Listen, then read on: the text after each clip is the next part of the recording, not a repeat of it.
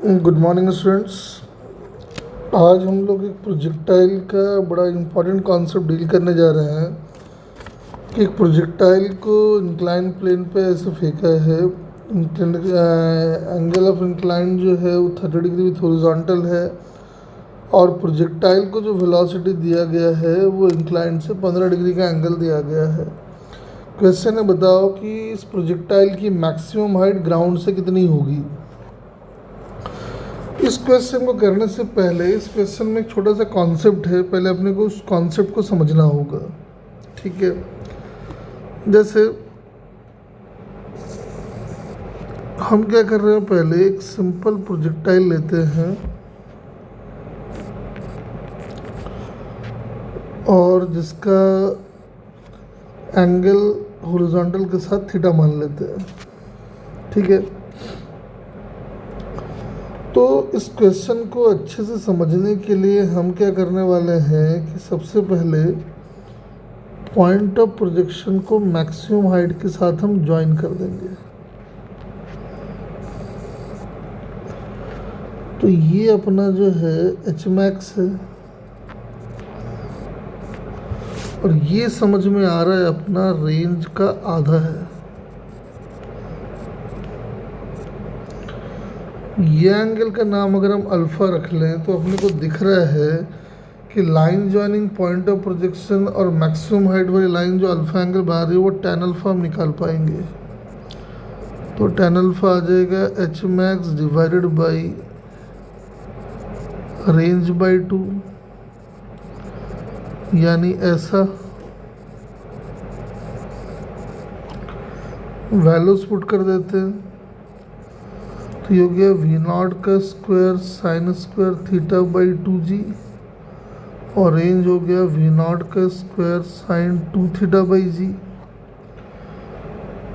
तो उसको जब सॉल्व करके देखेंगे हम तो ये आ जाएगा tan थीटा बाई 2, यानी tan alpha is tan theta by 2। ये एक बड़ा इंपॉर्टेंट रिलेशन है, इसको पहले ध्यान रखेंगे। अब दो पॉसिबिलिटी बनता है। ठीक है, अब दो पॉसिबिलिटी क्या है पहले उनको देखते हैं।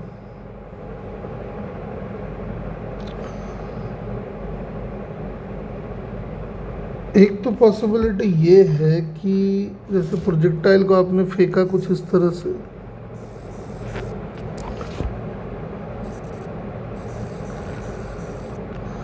तो एक तो पॉसिबिलिटी ये बनता है कि जो इंक्लाइन प्लेन हो हमारा वो कुछ ऐसा दिया हो।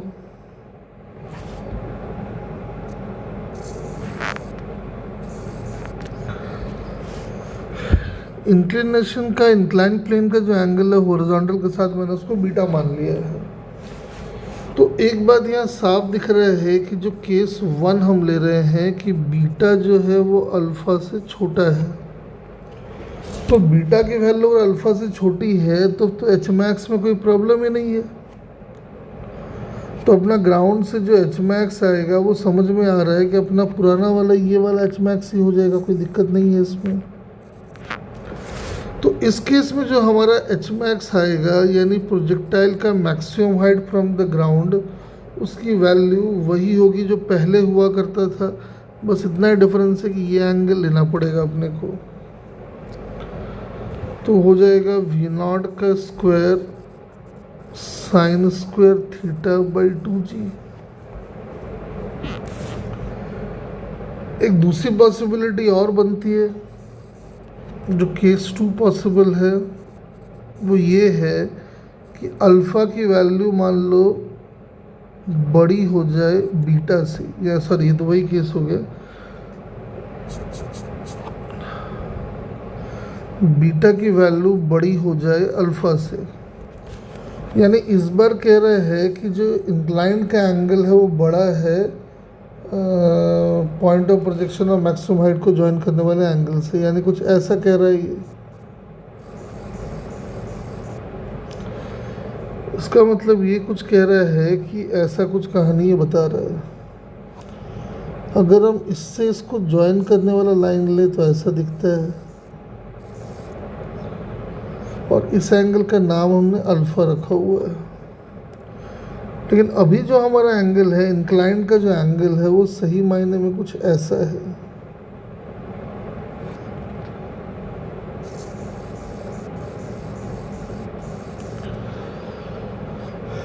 यानी ये एंगल जो है वो हमारा बीटा है।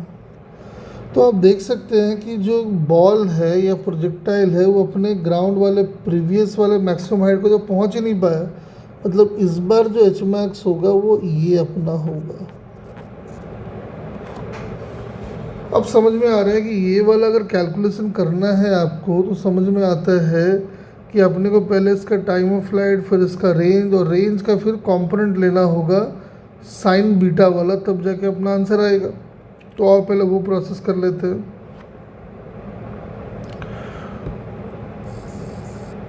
तो ये हमने बना लिया, प्रोजेक्टाइल को हमने ऐसे फेंक दिया। प्रोजेक्टाइल जो है कुछ ऐसे जा रहा है मान लेते हैं, और ये हमने बना दिया, ये एंगल है बीटा, ठीक है, और एच मैक्स वाला एंगल इधर कहीं था। मतलब हम जो केस ले रहे हैं वो बीटा की वैल्यू अल्फा से बड़ी है। तो अब देखते हैं जरा क्या होगा नहीं होगा। ये वाला एंगल अपने को थीटा दिया हुआ है। तो सबसे पहले हम लिखेंगे टाइम ऑफ फ्लाइट।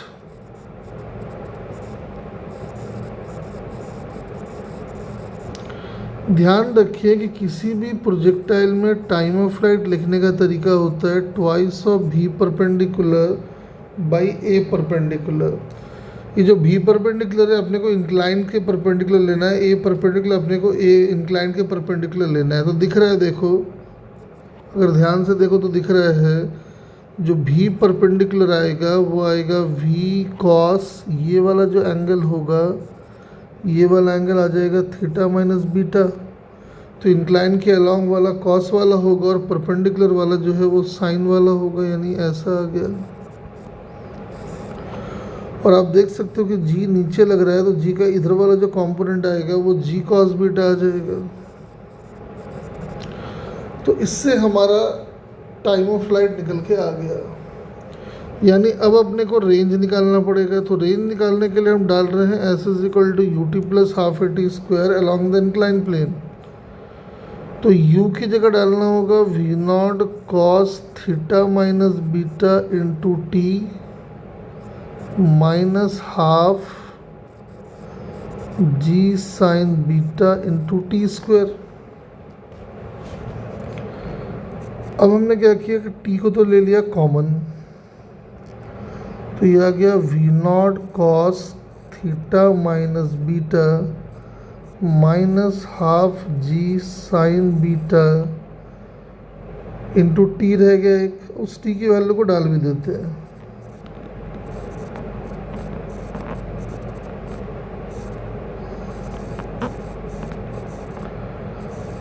ठीक है, ये आ गया।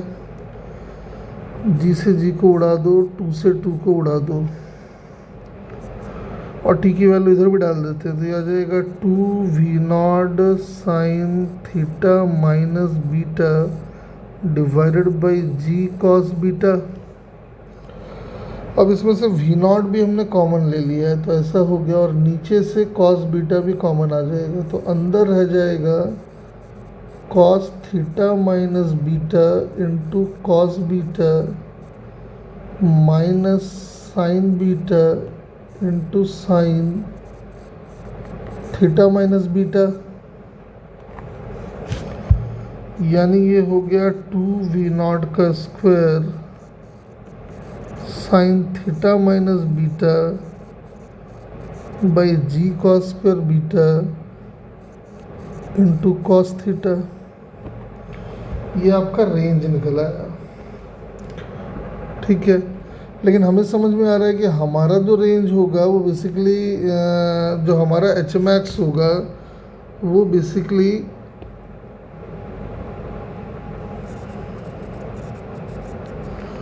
वो रेंज का साइन बीटा वाला कंपोनेंट होगा, ठीक है।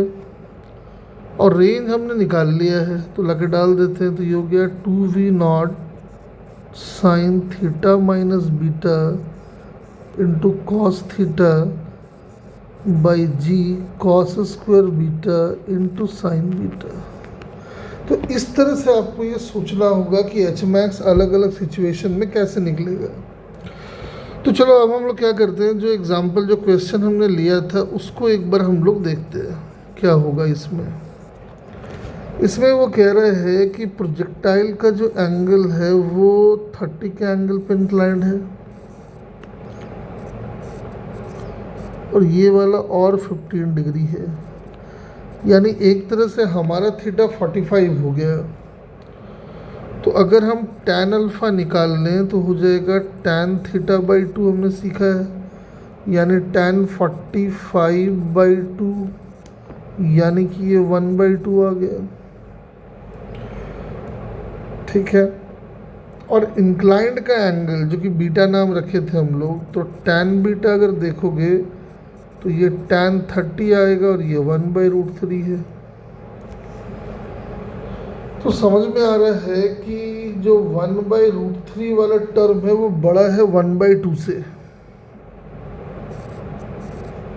As tan beta is greater than tan alpha, that implies beta is greater than alpha. और बीटा अगर अल्फा से बड़ा है इसका मतलब पक्का जो प्रोजेक्टाइल है वो एच मैक्स आने से पहले ही टकरा गया होगा, यानी हमारा ये सेकंड केस बनेगा। तो या तो हम फॉर्मूले में डाल लें, फॉर्मूला नहीं तो बेसिक से ध्यान रख लेते हैं, फॉर्मूले की ज़रूरत है नहीं।